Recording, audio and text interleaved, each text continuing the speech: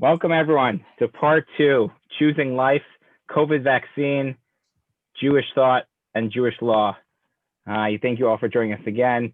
For those who are just joining us now in the chat, I'm putting the link to the source sheet. For those who are watching this second time around on YouTube, the link is in the description of this class to the source sheet.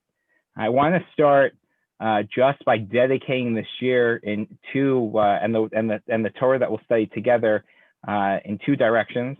We talk about the vaccine and the unbelievable opportunity that it has, and I can just tell you in preparing this the joy, excitement that I have about being able to get the vaccine one day when it is my turn, and the opportunity that I've had with I think Steve Steer and Steve Luger and others who have helped us. We've signed up over 25 people from the shul, older individuals who are not necessarily tech savvy for the vaccine, which is great. And I'm thrilled to be able to do that.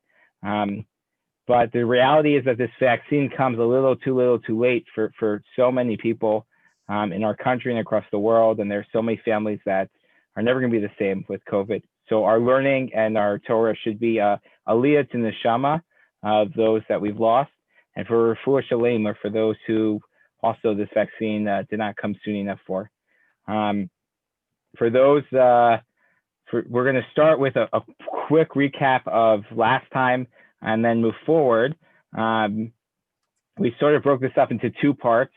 Last time we discussed the much broader topic of how does Jewish law grapple with the reality of the creation of this vaccine, the speed that it was undertaken, and the incredible opportunity that it has.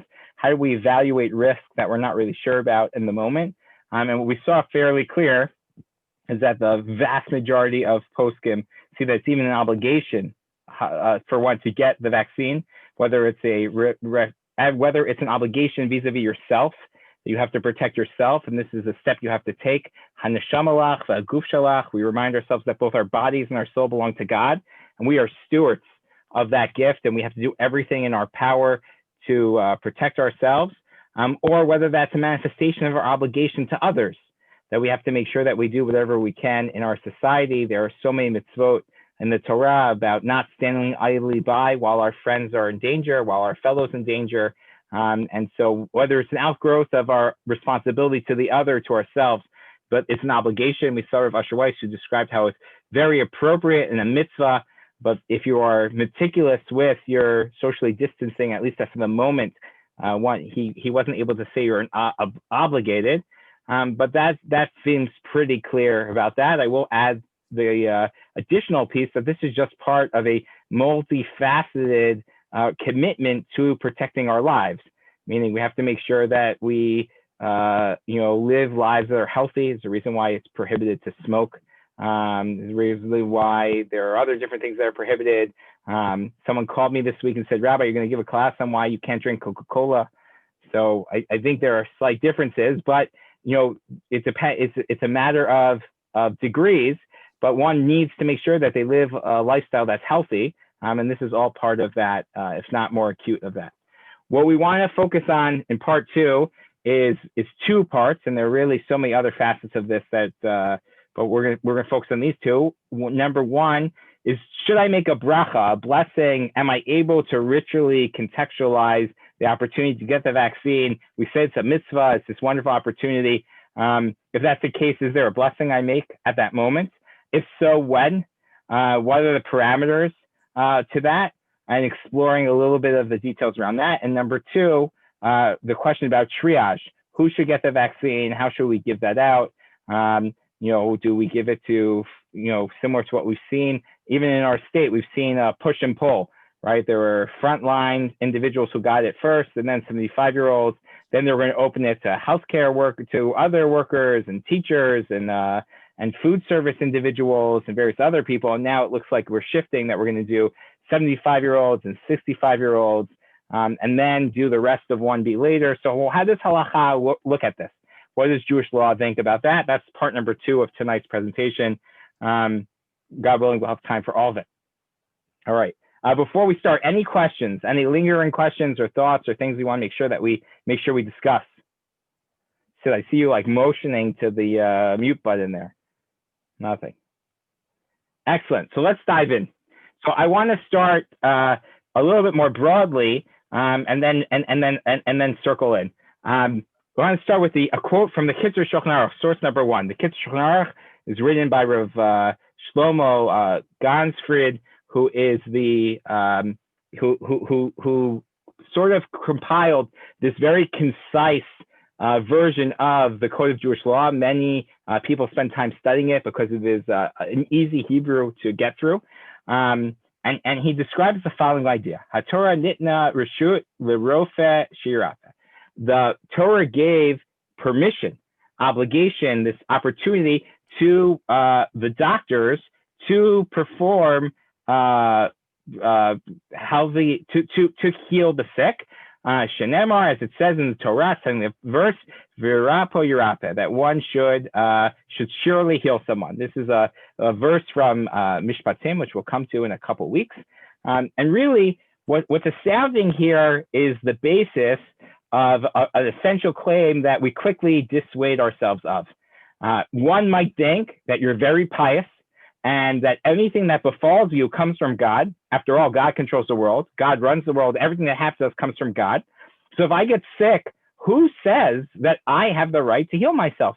Maybe this is a sign from God, and I have to let it take its course, and I have no right to affect the natural trajectory of the human body, of sickness, of illness, of aging. Who said that we have the right to engage, to do interventions, to do anything? And we see right away that the Torah not only gives us permission, but it's even an obligation. It's an obligation, V'rapo Yirape, one who has the skills have to do that. And not only that, the Kitzur codifies, L'chein, ein lo lachole lismoch al hanes. Someone who's sick is not allowed to rely on a miracle.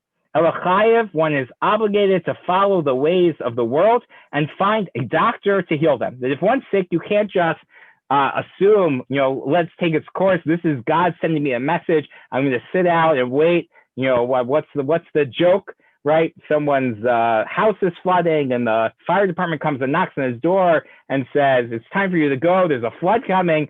And the person says, oh, God will save me. And then the radio station calls out, and then he gets to the roof and a helicopter comes by, and finally, he dies because he's drowned and comes to God. God, why didn't you save me? Right? We don't believe our lives. And the punchline, of course, is God says, who sent you the fire department and the police notification and the helicopter?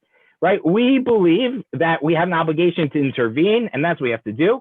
And continues the Kitzur Shulchan Aruch for Kama Chasidei Olam, and there's so many great people who have been healed based on doctors, and someone who refuses to get medical attention, two bad things they're doing at once. Number one, ha'achad, the asur lismoch al hanes b'makom sheish lo sakana. You're not to rely on a miracle when there is a risk. When there's a pandemic going around, you can't walk around without a mask in a store and say, oh, don't worry, God will protect me. Right? You're not allowed to do that. Not only that, when you do that, I don't want to get into how God's judgment works, but somehow you inspire the judgmental part of God's justice, and you actually make it worse for yourself. The Ode, and further, he describes that there is an arrogance and a gaudiness that one brings if you rely, shesomech al tzidkato, that you relying on your righteousness, that will be able to heal you in a miraculous way. Yesh lo likro lirofe. You have to find the right doctor, the best doctor. Even if you can't find a great doctor, you have to find someone who is in all of this action. You have to find someone who can help you. And through all these activities, you have to remember, this is an important last line, which we'll come back to, that you should turn your heart to God. Vivakesh rachamim, and you should ask mercy, me'es harofa haneman, from the ultimate, the true healer, which is God, and you should trust in God, and through the help of the hands of the doctor, you should hopefully be cured. So there's this notion of this two-part process of the Jewish healing process. Number one, the obligation for us to seek out medical advice, as we've already talked about in the first understanding.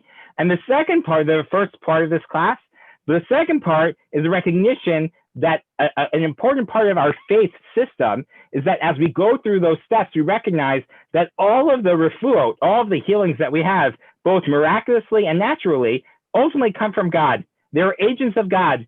God can heal us right away, but who gave the wisdom to humanity to develop the understanding of the human body, to develop the vaccine, to do everything that we're talking about? Of course, that's God. And so directly and indirectly, it comes from God. And we need to entrench within us this idea of bitachon, of emunah, of faith and belief in God, that God is ultimately the healer. I share that as we think about this process, and the question about whether we make a bracha here. And the first point is to ask, is this a novel idea about making a bracha on a medical procedure? And we'll see very quickly that it's not.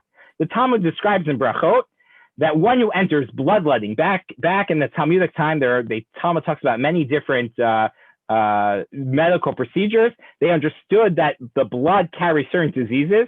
I'm not sure if they totally understood how that worked, but they understood that you could letting blood was one way of curing. I'm obviously not advising anything medically, and definitely not bloodletting. But the conversation is that was described that when someone goes to be bloodlet, that you should say a special prayer. May be your will, and may be your will, O Lord my God, that this enterprise be for healing, that you shall heal me. Meaning that we turn to God, that while we're doing our ishtalus, we're doing our effort, we also recognize that we're praying to God for healing. Abaye adds that we should end this prayer by saying, if you're looking with me, it's the end of source number 2, Baruch Rofeh Chinam, that at the end of this, you should say, blessed is the healer of the free healer, God who heals us without any payment. Right? There's even a bracha that we conclude at the end of this practice.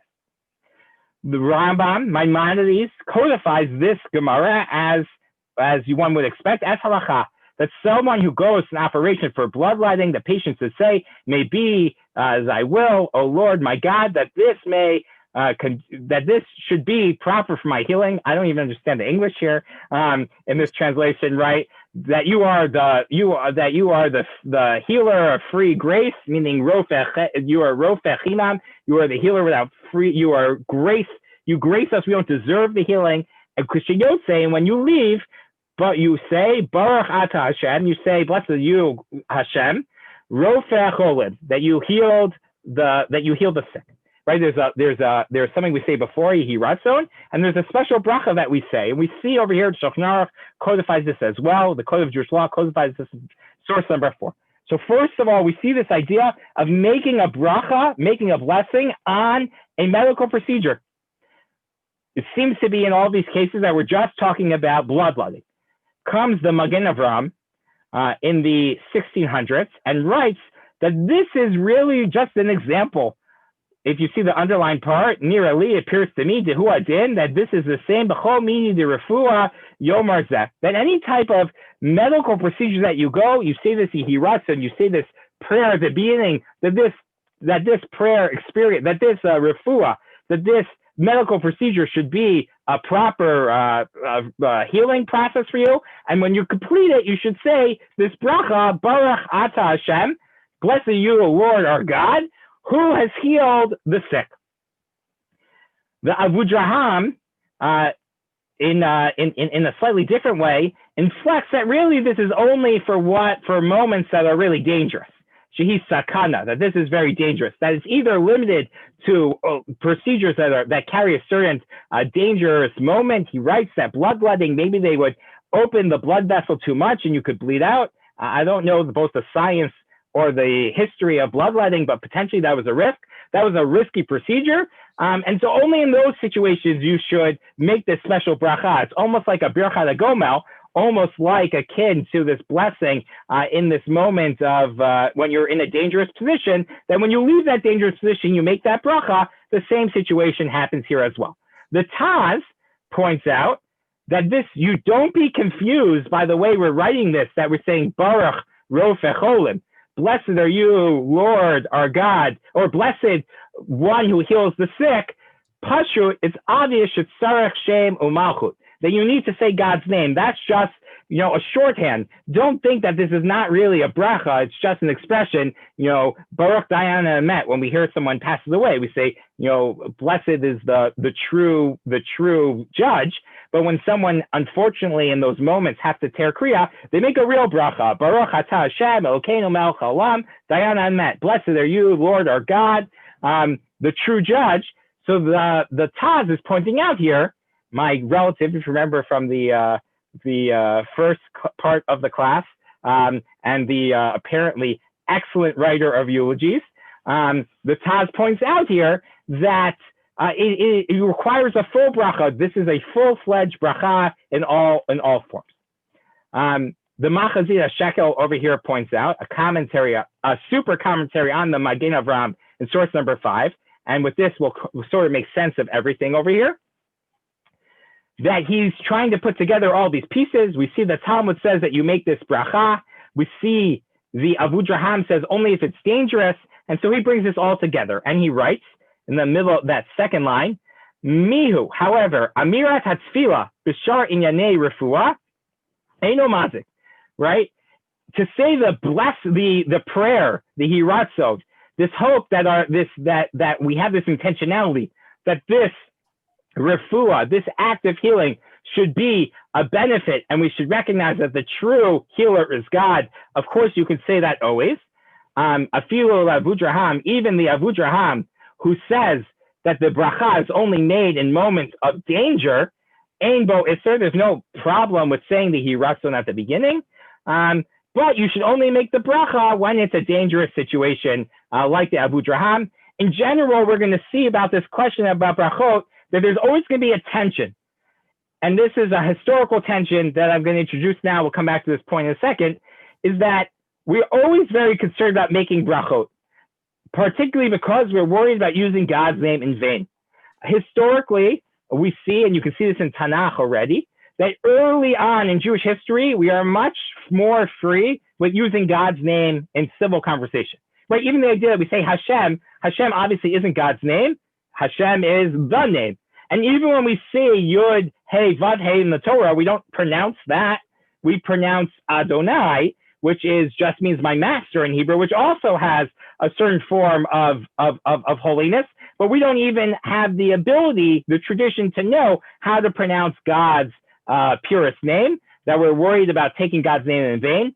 Back in the first temple, though, not only was it commonplace to recite God's name properly in blessings, but we see, for example, in the story of Ruth, and we have other attestations to this, that this is a common, you saw your friend in the street and you would say, Baruch Hashem, Hashem should be with you, peace be on with you and Hashem, meaning God's name was used much more freely. At a certain point in Jewish history, probably as the Jews go to exile and they lose their tradition on how to exactly pronounce God's name becomes more removed from common society and therefore more revered. And what ultimately develops is this hypersensitive carefulness about never making a bracha levatala, making an unneeded bracha. And that's really the pressure against everything we're talking about over here. We don't make up new bracha. We don't recite God's name when we might not. And the general rule is if there's a safek, if there's a doubt, we don't make brachot. Right? That is going to be the tension that we're going to constantly be balancing against. Because obviously, if that didn't exist, so why would we be having this conversation? Of course, make a bracha. Who cares? Right? That's the balance here. Going back to that, so the Machzeh Shekel is trying to balance all these different opinions. And so Machzeh Shekel brings up that if there's a dangerous moment, then we make the bracha. But of course, you should make this special yirat. The Chayei Adam, Rav Avraham Danzik, who many people had the opportunity to learn back when we were able to be together in shul, notes that this prayer, Yehi Ratzon Milfanecha Hashem Elokeinu Ve'Elokei Avotenu, that it should be your will, God, our God, and the God of our forefathers, that this action should be a healing process for me, for you are a graceful healer. You should say that you should say this anytime you take any type of medicine or pill or drink any potion that is supposed to be healing. And by the way, this is a common practice in certain circles today, that before you take an Advil, before you take a aspirin before you take your allergy medicine, that you say this prayer. It helps root us in understanding that part of who we are as Jews is that we do our proper action to ensure that we are healthy, but we also recognize that all of that comes from God and that we have this belief in God as well. It also solves another question, halachically. If you're taking a little drink of water because you're going to take an aspirin or you're going to take a Tylenol, do you make a bracha or not? Right? On the one hand, you're not really eating anything. On the other hand, we have a rule: you're not allowed to be nana, you're not allowed to benefit from this world without asking permission, without making a bracha. So many of the commenters point out that this Ihi Ratzon will fulfill almost a quasi bracha role, that you wouldn't have to make a bracha, and it would solve that issue, and therefore that would solve that halachic challenge. So just another tip for another plus for saying that. So all that together, right? We have this idea that we make this Ihi Ratzon and there's this bracha, but as we'll see in source number 10, as sure many of you have almost never heard of this actually happening, the Mishnah Brura, Rav Yisrael Meir Kagan points out, Avalo Ra'itzi Nogan Kain. I've never seen anyone do this. Right? This isn't the minhag. This isn't what's done. And often that becomes this question that we don't make this bracha anymore. So number one, we see that there's already a long history of making brachot in recognition of the refuah process, of the healing process. Number two, the notion here that we're talking about is all about this idea of connecting our actions and our activities from a physical perspective to our spiritual consciousness, of recognizing that God plays a role in our healing. Number three, this is a broad-based idea that has to do not just with any specific type of healing, but any type of healing. But lastly, it's not a bracha that is commonly practiced, and therefore perhaps is not appropriate for us to make at this moment for the vaccine. So what are some of the other brachot that come to mind? If I said to you, or before we had any conversation, what bracha would you want to make on this vaccine? What would you think?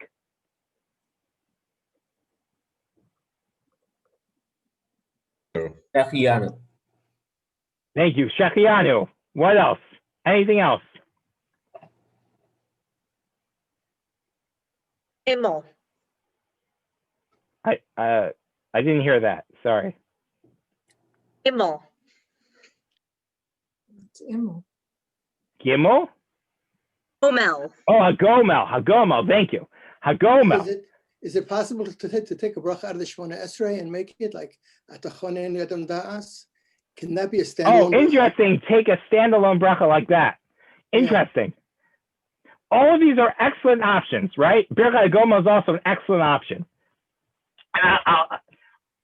So I think we have to ask ourselves, in what frame do these brachot come? So let's start with Mark's suggestion. So the brachot in Shemona Esrei are actually patterns to be part of Shemona Esrei, right? They're special brachot. They're framed in a certain way. Even their structure, the fact that the first bracha starts with Baruch Atah Hashem, and then all the other brachot does not, is because it's all one bracha chain, one bracha train, if you will. And so removing that from Shemona Esrei might be a problem. So we have Birchas Hagomel. That is really from a dangerous situation. We'll come to that. If I don't get to that at the end, please remind me about that. But Sid mentioned we have Shechianu, right? That there's a certain excitement at this point that we've reached this new stage. So when do we make Shechianu? And there's another bracha that's similar to Shechianu, which is called Hatov v'Hamitiv. So let's learn a little bit about that right now. The Gemara in Brachot, in the tractate about blessings, teaches us al hageshem, on rain and on good tidings. Omer, you say, Baruch Hatov v'Hamitiv. Blessed is God who is good and does good. Al besorot raot, on bad tidings, we say Baruch Dayan Hamet, we say Dayan Hamet. Again, these are the long, this is an abbreviated version. We say Baruch Atah Hashem, Elokeinu melech haolam, Dayan Hamet. And the same thing with Hatov v'Hamitiv. Bona bayit chadash, you build a new home, or you buy new vessels, you make a shechianu v'gianu lazman hazeh. All right? So the Gemara continues and tries to figure out, when do I make a Shechianu and when do I make a Tov Hamitiv? And the Gemara comes up with the following rule. When it's benefit for someone else, when it's benefit for me and someone else, let's say I have a field that is partnership between me and Mark Trencher, and it rains, and therefore that rain is able to make that field grow and blossom. So that's a Tov Hamitiv. That has benefited me and others. When it's only benefiting me, then I say Shechianu v'kiyamanu v'yanu azman hazeh.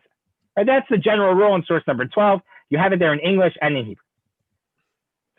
Continues the Gemara in the tractate Eruvin, and we see another facet of when do we say Shechianu. On the one hand, when do we think about saying Shechianu? On holidays, on moments where we're obligated to say Shechianu. The Gemara continues. Amar Rabba, Rabba said that they were visiting Rav Huna and they raised the following dilemma. Do we say Shechianu on Rosh Hashanah and Yom Kippur? On the one hand, Rosh Hashanah and Yom Kippur are holidays that come calendrically once a year. On the other hand, they're missing a certain aspect of joy, like the other primary festivals that are known as the Shalosh Regalim, which are festivals of joy. So which one is it? So they pose this question. They ask Rav Huna, and he didn't answer right away. When they came to the study hall of Rav Yehuda, he said, I recite the bracha of Shechianu even on a new gourd, even on a new fruit. So certainly I would recite the bracha on Rosh Hashanah and Yom Kippur. They responded back to him, I have no dilemma about the fact that one has the option of reciting the bracha 4 times, Shechianu. I have a dilemma whether one is obligated, whether there's an obligation to recite the blessing. Meaning we see over here from this Gemara that there's a option to recite Shechianu when we're feeling the moment, right? That there's an obligatory time where we say Shechianu, which might be about when we do certain mitzvot and when we have certain moments on the calendar. But there's also an optional time where I'm feeling the moment to be able to make a bracha of Shechianu as well.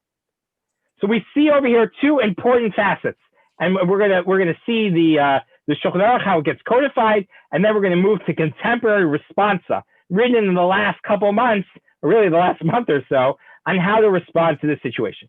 We see 2 different brachot. One is Hatov Hamitiv, one is Shechianu. It seems to be the difference between the 2 is about whether the benefit is to me alone or to me and others. And we'll see many cases where that plays that out. And that there's this optional time when I can make this bracha because I'm feeling in the moment, right? That we see over here that Rav Huna and Rav Yehuda allow for someone to recite a Shechianu even just on eating a new gourd, which is not the most auspicious moment on the calendar, because for him that was a moment of joy for him. The Shulchan Aruch codifies this, and this will be what we're going to come back to the Shulchan Aruch when we talk about timing.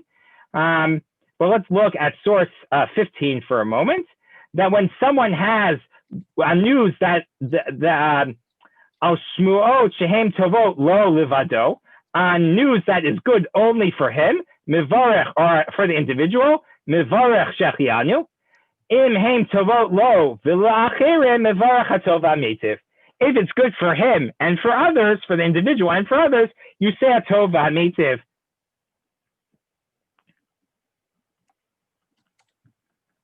So what do you think with this piece of information? What do you think, and what should you make? Yeah. I have a question. I mean, when you have a holiday and you say Shechianu, that holiday is good for everyone. Right. So I think what we're saying over here, based on the Gemara in Eruvin, is that there are 2 mechayvim, 2 things that trigger Shechianu. Number 1 is the calendrical cycle of the year, that new moments come, new mitzvot come. We have an obligation to say Shechianu just to mark the passage of time. And those are obligatory whether I feel them or not. At the end of the day, we say Shechianu on Yom Kippur, right? That's ultimately the conclusion of the Talmud. Am I really excited about Yom Kippur? Maybe. Maybe I'm a little apprehensive about 25 hours of fasting and standing and soul searching. but those are moments that we're obligated to make them. And then there's another facet of Shechianu, which is more optional, which is more relating to our emotional state, that if I'm feeling this emotional overpowering of joy, I can make a Shechianu, right? You have a child, you have a baby girl, right? I've been able to make Shechianu, thank God, twice, right? Overpowered by the emotional moment. And I think part of, to step out, beyond this conversation to what we're discussing, the opportunity to discuss making a bracha in these moments helps us contextualize the incredible moment in the span of our spiritual lives and our total entities as well, which I'm going to come back to that as well. That's a point I want to make. Rabbi Brander, I have yeah. a question. Shechianu is in the plural. Yet we're choosing this for if you're feeling personal joy. Tova Meitiv. Shechianu v'kiyamanu v'yanu azman hazeh. It's us, right? Rather Right, than me. but most of our prayers are like that. Well, Hatova Hagomel Meitiv- chayavim tovot shegmalani kol tov, also plural. Oh, Gamali. That's singular. The royal Hagomel plural. chayavim Makes the tovot. royal plural. Gamali kol tov. Right, but we're framing that in the context of God that does greatness to everything. So Shechianu is the same way, right? Shechianu v'kiyamanu v'yanu, that sustained the world and brought us to this point. I'll think more to see I think that's my knee-jerk response, but we'll see if we have more, or if not, I'll get back to you. But either way, it's very clear that is what is being laid out here as the requirements. I want to make one other just point in source number 14. When do I make the blessing on the rain? So I see the rain starts falling, even though it hasn't fallen enough so that the whole field is full. When there are ababuot, which really come from this past week's parsha, they're little bubbles, which in our parsha is boils, but in this is the little bubbles, min hamatar, from the rain. Then you can make a Shechianu even before it has sunken in and sustained your field, which if you're already trying to process, when do we make the bracha on the vaccine? If we make it on the first vaccine, the second vaccine, at what stage, you'll see already here that this might give us some direction there as well. So you have this information, you get posed the halachic question. What should I do? There's a bracha coming. There's a vaccine coming. Should I make a bracha or not? What do you say? You are now the responsible for writing a responsa for the Jewish community. What should you do?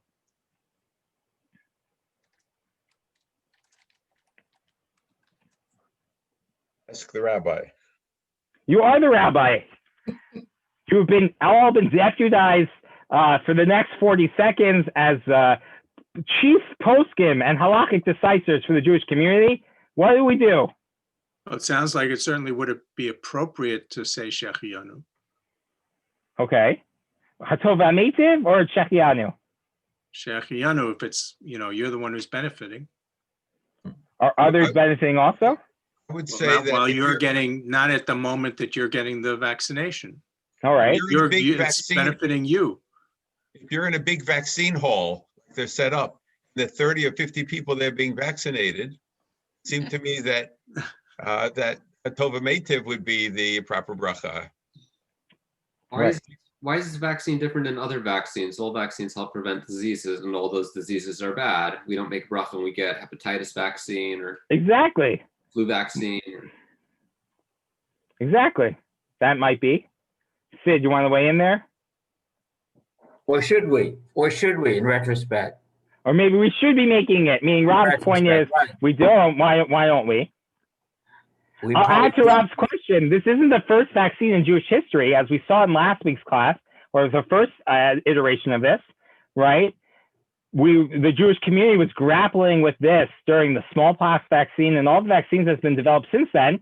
I've never heard of a bracha. I didn't bring you any sources of a bracha then. I could have done some shoddy research, but I don't think so, right? So let's see what the commentaries say here, and then we'll pull this out. So the first is Rav Asher Weiss. When we saw Rav Asher Weiss, we met him last week. He is the chief halachic authority for the hospital in Yerushalayim, and a well-known halachic decisor who really bridges the divide between the Orthodox Litvish community and the Orthodox Hasidic community, which is very unique and interesting. So he writes about this question, right? And I bring you the response. It's actually being translated as we speak into English, and I will make it available when it is. And the other one, Rav Yosef Tzvi Ramon, is also being translated into English, and I will make that available when we get to that as well. And he brings up, as we've seen, that there are really two modalities for making Shechianu. Number one, al moadim al mitzvot shehem bayim mizman lizman. On mitzvot that come and holidays that come from time to time. Ubracha zu birchat chovahi. Les, this is the answer to your question. This is a bracha that is an obligation, and it has nothing to do with the other types of shechianu he's about to say in a second. Al haroa, and then the next type is al haroa perot chadashim, kelim chadashim, ubracha ze birchat reshut. This is a optional blessing to make on eating new fruits, on wearing new clothing, owning new clothing. The kol zeh and all of this comes from the Gemara in Eruvin that we already cited about exactly this point. So then he continues on. The ayin, and v'yesh ayin, you can judge a little bit more. Ha'im roi levarach birchad eila al shar inyanim hamisamchin leim v'nefesh. And he says there are many things in life that makes us very happy, right? I have a new fruit. I haven't been able to eat, I love the Suma oranges, right? So all of a sudden they come back to the store. I'm so excited, overjoyed. I can make a new bracha shbircha shechianu. But he says, is that really so much better than having the opportunity to marry off your son or your daughter under the chuppah? We don't make a shechianu at that point. We don't make a tova meitiv or shechianu. So what's going on here? So he writes, l'chora, apparently, nira de'ein levarach birchat eila, you can only make these brachot al davar chadash, on something that is actually there, that it's briato, shemisamek briato, that it's in its creation has created something new. There's a newness here. And Rob, I think that addresses your question. Is Rob still with us? I'm still here. Oh yeah, there you are. You just moved on my screen, right? The first time the vaccine for smallpox was made, maybe you should make a shechianu. Now, part of what we're experiencing here is how fast it came out and the incredible excitement that finally it's here, that there's something new in its renewal, that there's something about shechianu, not just that it makes us happy, right? I get a paycheck twice a month, right? That makes me happy, but that's not a new entity that all of a sudden came, and he that's an example he gives over here as well, right? That I don't make a shechianu on a maskoret, on a salary, because that's expected to come every week, even though that makes me happy. There needs to be a newness element here as well that he's highlighting as part of the shechianu. And it needs to be something. So he continues on, that one should look, that what if there's a little bit of pain? What about if there's a little bit of pain here? And when do we not make a shechianu? He points out that we don't make shechianu at a brit milah. Many of us don't have the custom to make a shechianu brit milah because there's pain for the child. All of us get to enjoy some refreshments. The little boy does not have the same wonderful experience that day. So we don't make shechianu. So he says, and this is a shout out to all those who are a little bit afraid of needles or very much afraid of needles, maybe you shouldn't make shechianu on the shot because you're really nervous about the shot and there's pain involved, and your arm might hurt. But he really, in the end, he says, it's not really that much pain, and therefore maybe not. Maybe he's not so convinced by that. But if you're terrified of shots, then maybe you don't make shechianu at this moment. And in the end, he gives what I'm going to call the most elegant cop-out of these brachot. What you do, mikol makom, I'm going to give you my trick. When you have such a great simcha, go buy yourself a new clothing, put it on, and then make the shechianu. Have in mind that you're wearing a new clothing. So you're not really making shechianu on the moment, but you're technically fulfilling the obligation of being able to make shechianu in that way.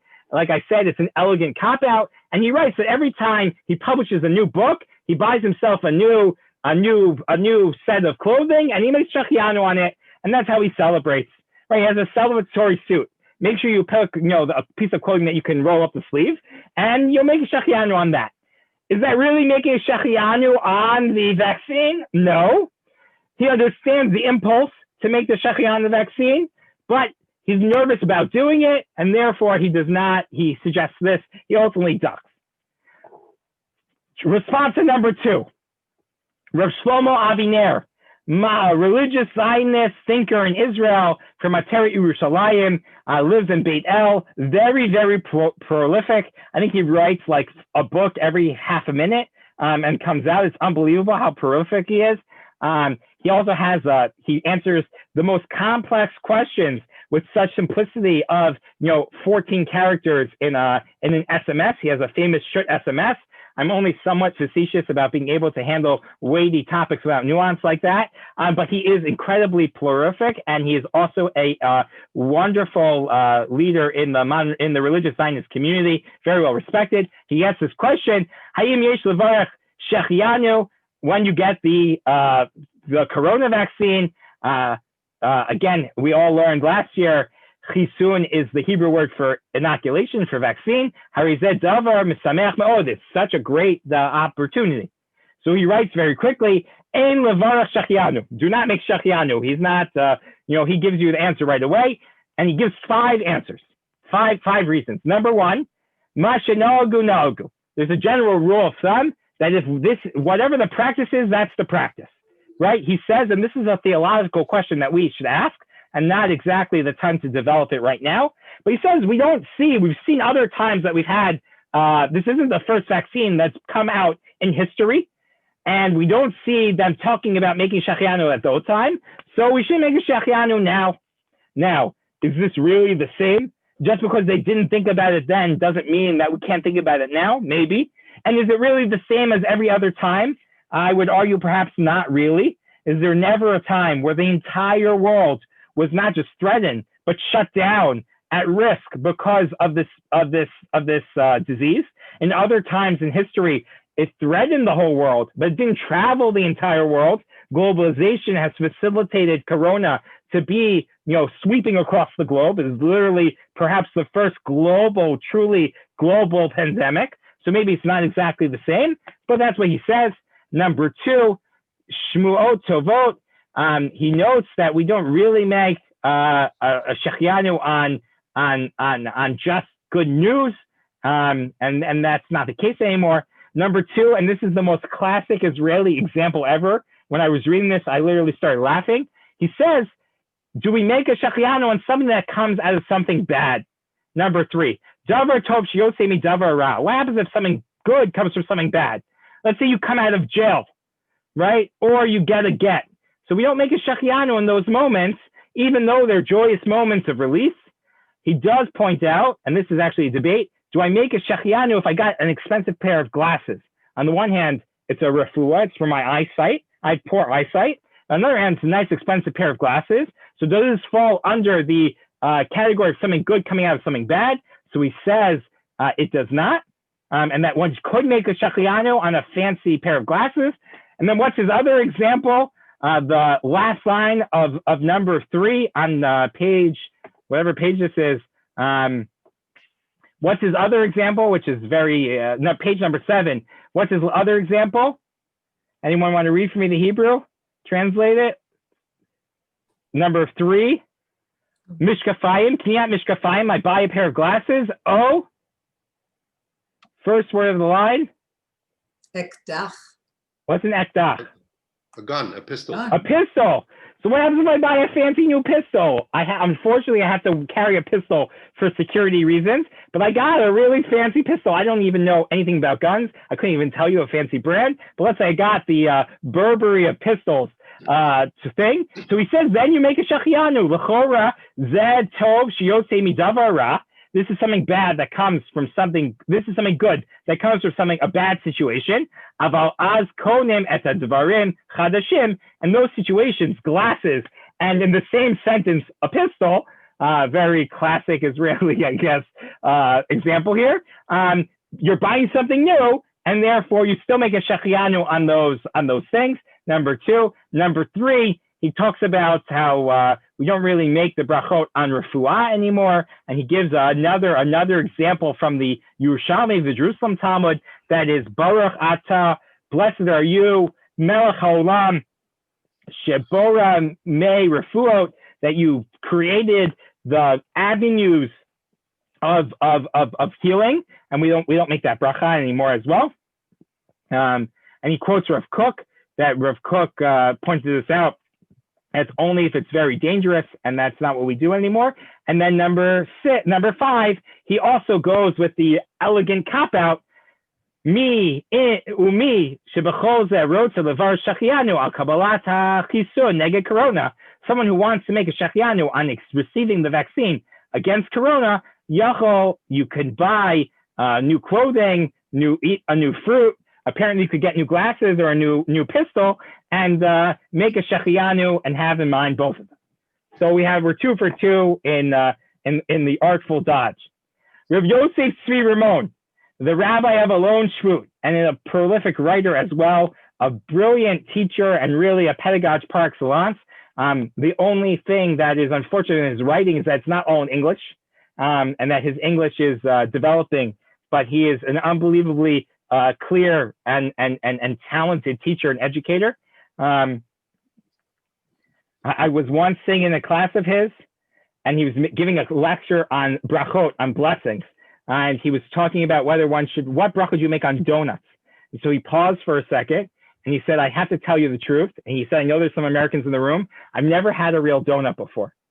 Never had a real donut before. In Israel, they bake the donuts. They don't fry and boil the donuts. And I never had a real donut. And I have a really important question. When they make the donut, does it start with the hole in the middle, and then that's what they make the donut holes, or is that a separate thing? So it's totally a real conversation I had with him. So after the class, I went up to him and I said, Harav, I'm going back to America for Pesach. After Pesach, I will bring you America's finest donuts, Krispy Kreme. So I come home, I go whatever, I bring it back, and I brought him Krispy Kreme donuts from America for him to enjoy for the first time. What? Did he make a bracha? I told him he should make a shechianu and a tova meitiv and a mzonot. Right. Anyways, so he talks about, so he has an extensive tshuva here. The first thing he talks about is this really, going back to Rav Aviner's point, is this just removing something bad from the reality? And that's the first topic he talks about in the first paragraph. And in it, he decisively disagrees with Rav Aviner. And he will be the first person we see will actually tell us that we should make a bracha. He points out that this isn't just miniat ra, removing something bad, but this is actual good. That this is good because it will help the society begin to move back to the life that we've always had, and what we've had before. And he talks about this is more than just the refuah. This is more than just healing. At the top of page number 8, the underlined part. Prat l'kol l'chen yesh l'hosif. It's important to add here that part of what we're talking about here is not just the hatzalah mehamagefa, the hatzalah, the rescue from the disease, from the plague. Ella biglal hayacholet lachzor l'chayim. In order for us to go back to the way life is supposed to be, chazarat hachayim l'shigra. Going back to the routine, the normal routine of life, that we're able to go to smachot, that we're able to go to the mall, we're able to visit our loved ones, that we're able to have a simcha, or God forbid, go to a levaya, go to a funeral. All of that is a real simcha. And he writes that, Muvan zeh simcha hi lo ra kabbalat hachisun. It's not just the protection that you receive for yourself, but it is the opportunity that the entire world can soon come out of the challenge of corona.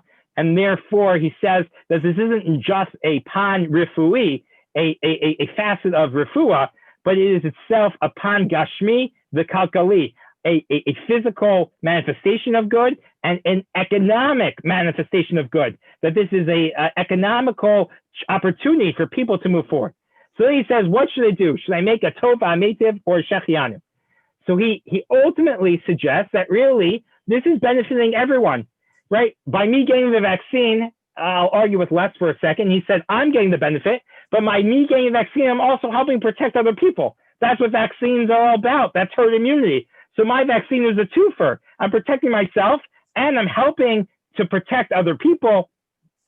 And not only that, the entire community as a whole is moving towards a moment where we are able to renew the Chayim Chevrati, the communal life.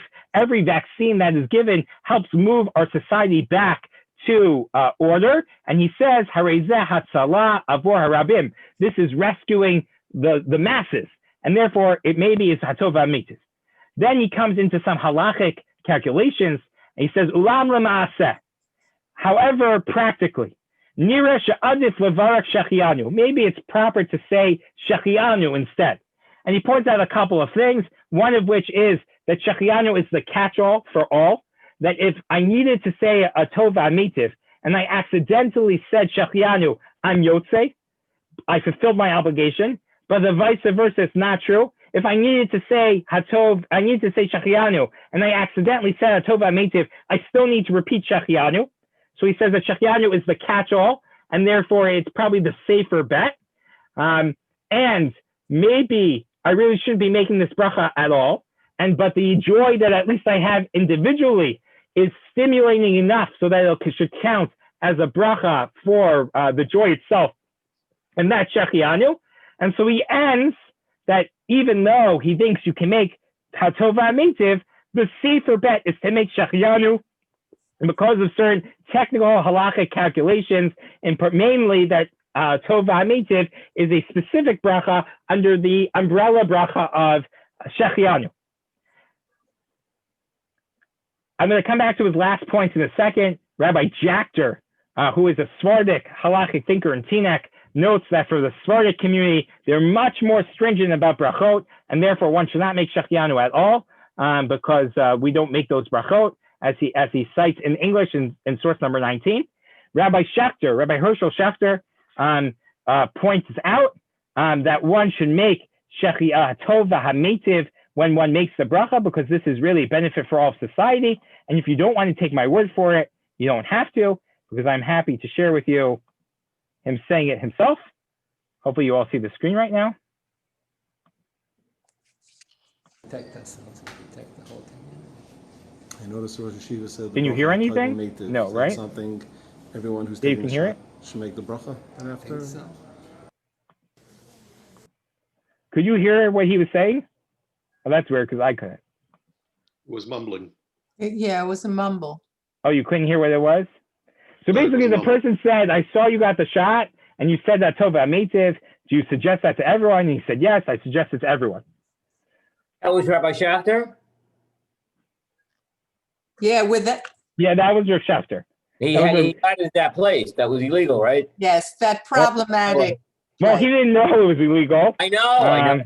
But And the truth is that, hold on a second.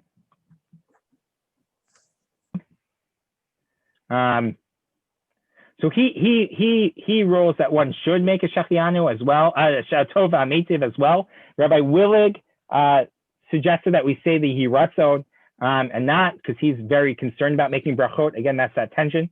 But I want to bring together two pieces. And first, I want to pause for questions, and then we'll move to conclude. And unfortunately, all the triage Mikorot, all the triage sources are actually in English, so you can review them on your own. And I'm happy to have a conversation offline about them, but we're not going to cover that tonight. I'm going to just pause for questions. I got a question from someone. We're discussing people who are sick. Isn't this different than being well and trying to prevent illness? So if I understand that correctly, that question is about the Shechianu. Steve, do you want to just elaborate? Sure. All of the sources that you started with, about leeches or bloodletting, or we're taking people who were sick and they were trying to heal them. This is the opposite. We're taking people who are well and we're trying to prevent illness. So I'm not sure the relevance. So I have two answers to that. One is, I think bloodletting, at least from the Talmudic perspective, was preventative medicine, right? People got bloodlet at random intervals, so that was a healthy thing to do, right? And that's the Gemara's approach, at least it seems to be. And I think my understanding about bloodletting, that was good, that you sometimes had too much blood and you needed to let that off. So that could have been preventative. But I would actually add as well that I think there's definitely a difference between preventative measures and a cure and a treatment. During a pandemic where there is sakana, right, and that's what we're referring to, that it's everywhere, that someone is, that the preventative measure, a corrective measure might be itself a treatment, meaning, there might be a proof when we talk about, the cold on Shabbat, we treat everyone when it comes to the cold as a kol cholim eitzel atzina. Everyone is considered a sick person by the cold, even though I myself am not sick right now, because cold, the intense cold and exposure to intense cold will render someone sick. So I think when something is considered so pervasive in society, unfortunately, and in the town, that we might all be considered cholim, we might be considered in the category of potentially sick when it comes to corona because we're experiencing a pandemic, which might not be the case at certain times. If, let's say, the numbers go down, or let's say when we think about the measles or something like that, where thank God it's not as prevalent, we might not be able to make that argument. But I think both of those cases might address that piece. Any other questions before we wrap up? Bloodletting is still done. Do we make the blessing on it? It seems like it's a blessing that's fallen out of sorts, and therefore we are normally more careful about not making those blessings in those cases. This is one of those situations where it's actually the inverse of what we just said about Sephardim.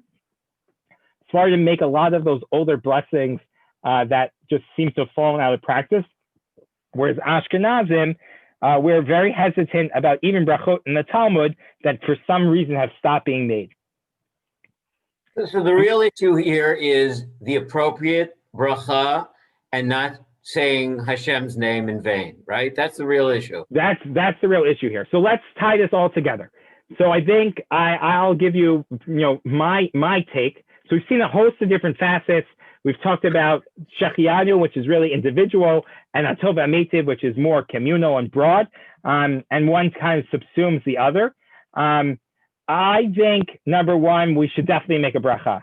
I think this is a historic moment. The newness is clearly here. The excitement is clearly here. If you're nervous about the side effects and you're really nervous and you're still going to get it anyways, and you should, then maybe don't make a bracha in that moment. But if you're as excited as I am, I would make a bracha. And then this is where I want to sort of end in terms of two broader thoughts. Number one, we talk about when Yaakov meets Yosef for the first time when he comes to Egypt, that he says Shema. And it always struck me as the weirdest thing, right? You're going to meet your son, your beloved son you haven't seen for 21 years. And all of a sudden you realize, oh no, I haven't said Shema yet this morning. So the first thing I'm going to do is I'm going to say Shema before I give my son a hug and give him a kiss. What's going on here? So Rabbi Lamb has a beautiful piece, which I shared at Amalia's Simchat Bat, at the celebration of her birth, that what Yaakov was doing is trying to take a human experience of emotional joy and overwhelming sensation and contextualize it on a spiritual plane that is far more transcendent than we can experience as regular humans. That part of what religion gives to us is an outlet to experience transcendent emotion, connect that to the divine that is greater than us, and then be able to live in that moment that carries on that inspiration throughout our lives and cosmically radiates across destiny. Meaning we believe our deeds continue to radiate and affect past generations and future generations. And what Yaakov is doing is taking this mundane moment in his life, as exciting as it is, and contextualizing it with the fulfillment of a mitzvah, fulfillment of the destiny of the moment. And I feel like making a bracha at this moment is our opportunity to do that as well. It's to contextualize the incredible joy, the gratitude that we have for the Almighty, the simcha, the opportunity, the sigh of relief that finally we're going to come out of this on the other end in a way that is transcendent, that is beyond ourselves, that we have the tools to put into words and into an action, into a ritual, something that is impossible to capture. And that's a beautiful lifeboat for us to catch. That's, I think, something I find very moving in that experience. I think number two, and this is perhaps the most important thing to walk away with, whether you make Shechianu, whether you make Hatov V'Meitiv, whether you just say the Yiratzon or you don't say anything, it's important for us to not lose sight that these are all facets of a broader conversation of our gratitude and intentionality around giving thanks to the Almighty for this moment, right? We often have conversations in the religious Zionist community about whether someone should make a bracha on Hallel and Yom Ha'atzmaut. Do you make half Hallel? Do you make a full Hallel? Do you make Hallel with a bracha? Do you make a Hallel with 3 brachas? When do you say Hallel? In the end of the day, as important as that is, it's not as important as recognizing the incredible moment and the incredible significance of the modern state of Israel as a religious Jew. And so sometimes we get so caught up in the externals of whether we make the bracha on Hallel or not, whether we say bracha or not, someone doesn't want to say it for whatever reason, but they're able to connect to that emotional moment and they're able to recognize that value, then that's really important as well. And I think that's true here as well. Whether we make a bracha or not, and we've seen a number of different opinions here, what ultimately is clear from all the sources is that we need to find a way for us to connect to the gratitude, to the opportunity, to the recognition of the moment, carrying forward the sorrow and the pain of the last several months and the sensitivity that brings, and the opportunity and the hope and the promise for the future. And so whether you make the bracha or not, instilling a practice that reminds us that all refuah, that all healing really comes from God, is ultimately essential to this. I would make us Tov V'Meitiv. I think that this is a benefit to ourselves and to society. I think one of the driving reasons why we're obligated to get this vaccine is to protect others, and therefore that would push Hatov V'Meitiv as well. But everyone can do what they want. I would highly encourage to do something, whether we say a parak of Tehillim, and that is what Rabbi Rimon ends with, that all of this is about a recognition, at Yad Hashem, to see God's divine hand in our lives, the opportunity for us to connect to our emunah, to our faith, to our bitachon, to our trust and security in the Almighty, and that we'll be able to continue to do our holy work, l'taken olam b'malchut Shaddai, to repair and restore and direct the world in the image of the Almighty, b'toch briut tova, with good health, v'simcha merubah, and lots of joy. So I'll end with this. I'll take any questions, but I won't keep anyone any later than we are. We're only 6 minutes over, so that for me is like a badge of honor.